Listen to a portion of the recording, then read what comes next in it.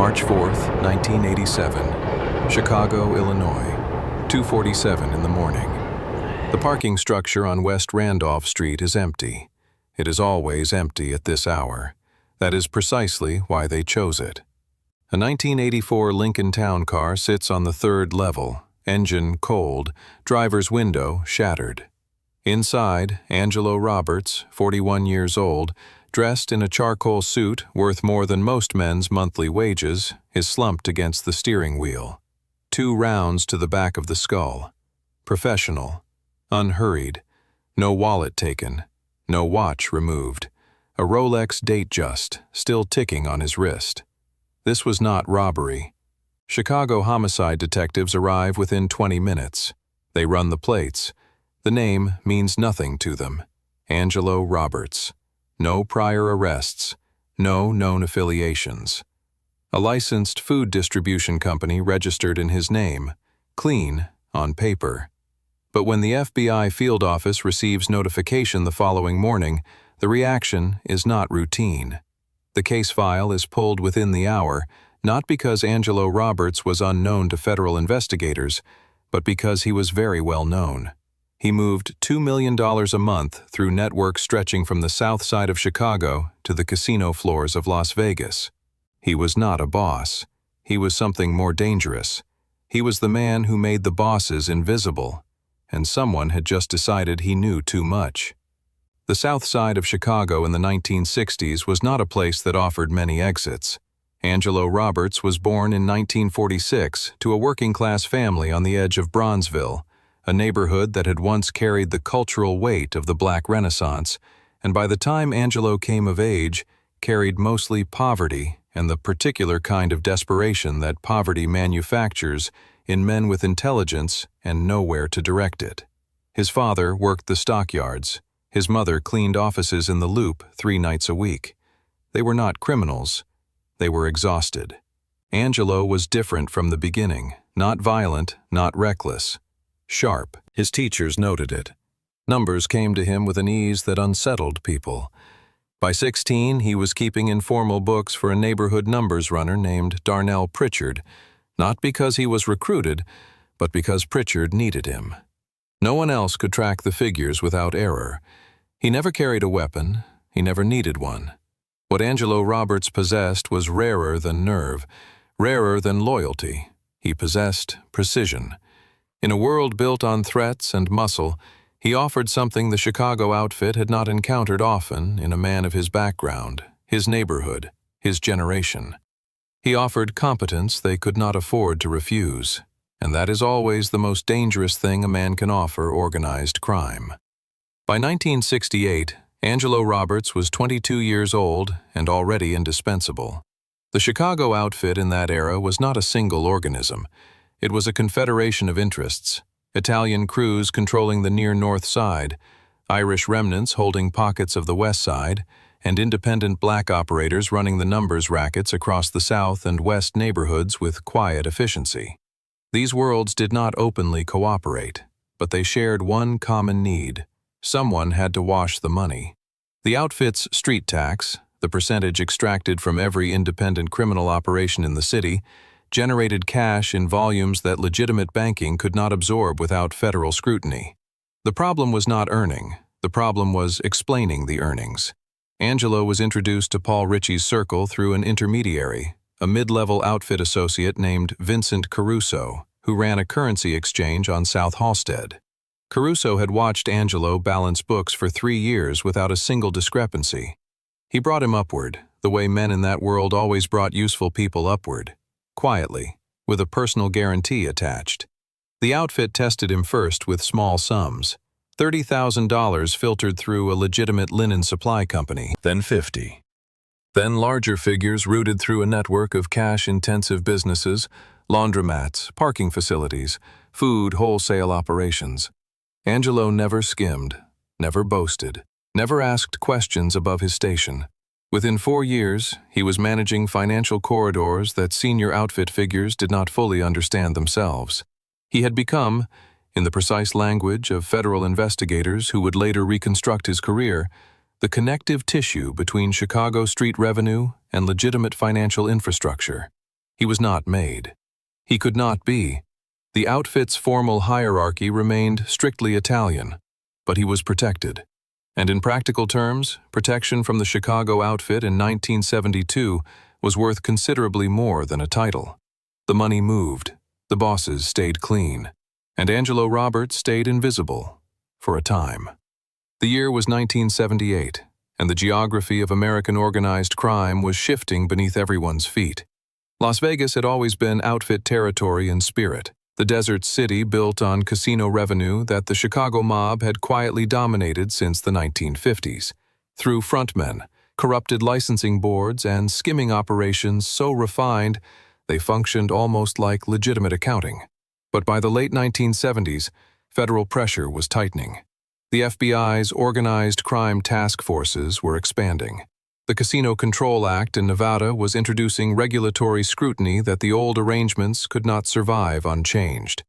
The outfit needed a new layer of insulation between Chicago and the casinos. Angelo was the answer. He was dispatched, not formally, not with ceremony, to establish financial relationships with mid-level casino management in Las Vegas.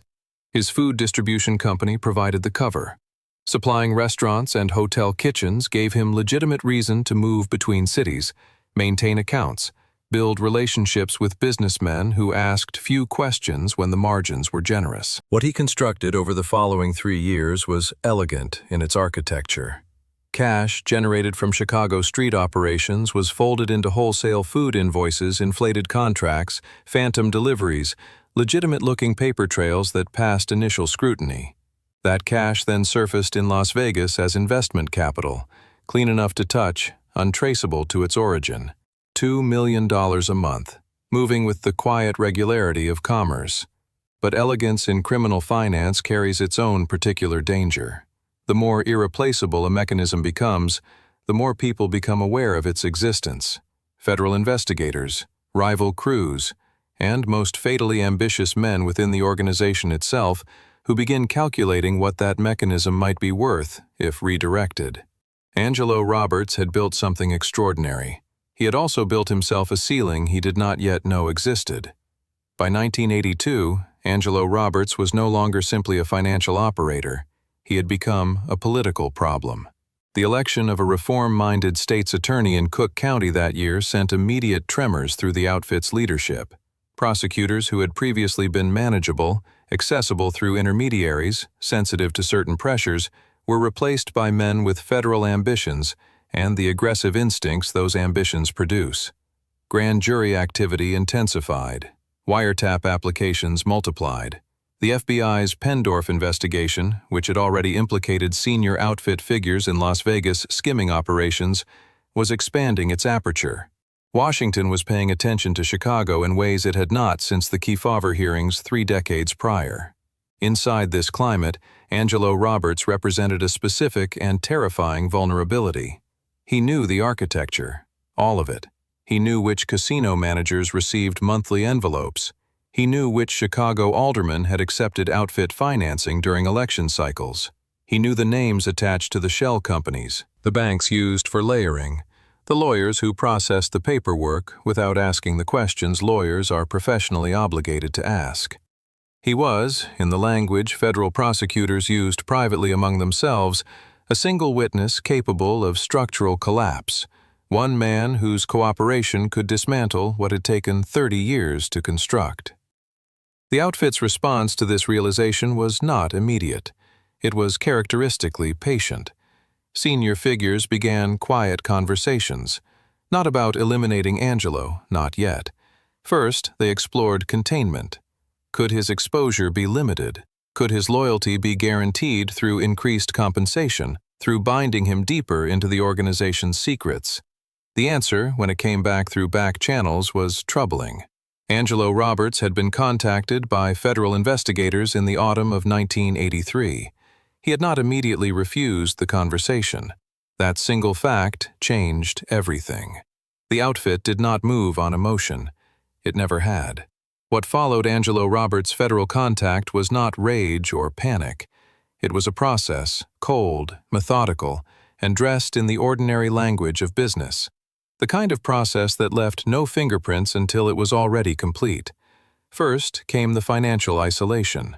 In early 1984, Angelo noticed subtle disruptions in his operation. Invoices that previously moved through designated accounts were quietly redirected. Mid-level associates who had communicated with him weekly became suddenly unavailable. The Chicago crews who fed cash into his distribution network began routing smaller volumes, not enough to alarm, not enough to confirm suspicion, just enough to reduce his operational knowledge going forward. They were narrowing what he knew in real time. Vincent Caruso, the man who had elevated Angelo into the outfit's orbit 15 years prior, stopped returning calls entirely. When Angelo finally reached him through a mutual contact, Caruso was brief, almost gentle. He told Angelo to take a vacation, to visit family, to step away from the business for several months. Angelo understood what that meant. He was being managed toward an exit whose nature had not yet been finalized.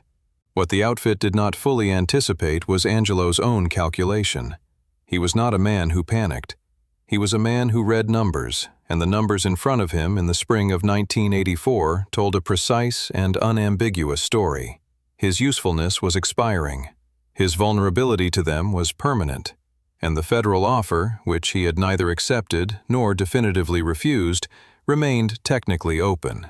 He began, carefully and without counsel, assembling documentation, financial records, transaction logs, names attached to specific movements of specific sums across specific dates. Insurance, he told himself, not cooperation, insurance. It was a distinction the outfit would never accept. And, somewhere above Angelo's pay grade, a decision was being made by men who had made such decisions before, men for whom the mathematics of loyalty and liability resolved to a single, irreversible conclusion. The question was no longer whether, it was only when. The order, when it was finally given, came from a level Angelo Roberts had never directly encountered. That was intentional. In the Chicago outfit's operational doctrine, sanctioned killings were insulated through layers of intermediaries, each layer knowing only what its position required. The man who pulled the trigger did not know the man who gave the approval. The man who gave the approval left nothing written. What connected them was not evidence, it was trust, obligation, and the invisible architecture of hierarchy that Angelo himself had spent 2 decades serving. He was killed by the very system he helped perfect. The weeks preceding March 4, 1987 were designed to feel normal. Angelo's routine was allowed to resume in limited form, a deliberate strategic choice. Suspicion makes men erratic. Erratic men are difficult to position. So the calls resumed, the minor business resumed. The temperature around him dropped to something that resembled ordinary. He was being settled, like a nervous animal before slaughter. On the evening of March 3rd, Angelo received a call from a number he recognized, an associate he had worked with across several Las Vegas transactions. A meeting was suggested. Routine, the voice said, a matter of reconciling some outstanding figures. Angelo went. He went because refusing would have confirmed what he had spent 3 years pretending he did not know. He went because men in his position understand, on some cellular level, that there are invitations which are not invitations. The parking structure on West Randolph Street was chosen for its surveillance blind spots, a detail that itself required insider knowledge of Chicago Police Department patrol patterns. 2 rounds, suppressed. The shooter was gone before the body cooled. By the time homicide detectives arrived, the Lincoln Town Car had been sitting in silence for nearly 40 minutes. The Rolex on Angelo's wrist was still keeping perfect time. The official investigation into Angelo Roberts' murder lasted 14 months and produced nothing prosecutable. That was not incompetence. That was architecture. The financial network Angelo had constructed was dismantled with the same quiet efficiency that had characterized its creation. Shell companies were dissolved, bank accounts emptied and closed. The food distribution company was sold within 60 days of his death to a legitimate buyer who had no knowledge of what the business had actually moved. The documentation Angelo had assembled his private insurance was never recovered. Federal investigators suspected its existence. They never located it. 3 men were quietly removed from Chicago outfit operations in the 18 months following the murder. No charges, no public acknowledgement, simply reassigned, retired, or, in one case, relocated permanently to a cemetery in Melrose Park under circumstances that Cook County investigators formally classified as unsolved. The FBI's expanding investigation absorbed Angelo's case as a footnote, relevant but subordinate to prosecutions targeting senior outfit leadership directly. His family received no explanation. His death was publicly recorded as a robbery gone wrong, a conclusion contradicted by the untouched Rolex, the undisturbed wallet, and the professional precision of 2 rounds fired at contact range. Chicago moved on. It always did. The machine that consumed Angelo Roberts continued operating, largely intact, for another decade, generating revenue, corrupting institutions, and occasionally removing the people who knew too much about how it functioned. His name appeared in one federal indictment, as a footnote, unnamed. There is a particular kind of erasure that organized crime performs with elegant consistency. It does not simply kill men, it retroactively diminishes them, reduces complex, intelligent human beings to footnotes in indictments, to unnamed references in sealed federal documents, to cold cases filed in metal drawers that no one opens anymore. Angelo Roberts spent 20 years building an invisible architecture, and when he died, that invisibility was turned against him completely. He became as untraceable in death as the money he had moved in life. That is not coincidence. That is doctrine. What Angelo's story reveals about organized crime is not the violence. The violence is almost incidental, the final punctuation on a much longer sentence. What it reveals is the system's relationship with utility. In legitimate institutions, valuable people are protected, promoted, preserved. In criminal organizations, value and vulnerability are the same quality, wearing different faces. The more indispensable you become, the more dangerous your existence. The machine does not reward irreplaceability. It eventually eliminates it. Angelo Roberts understood numbers with rare precision, but the one calculation he could not complete in time was the simplest one. The moment his knowledge exceeded his protection, his life had already been subtracted from the equation. He was not betrayed by enemies. He was betrayed by the logic of the institution he had faithfully served.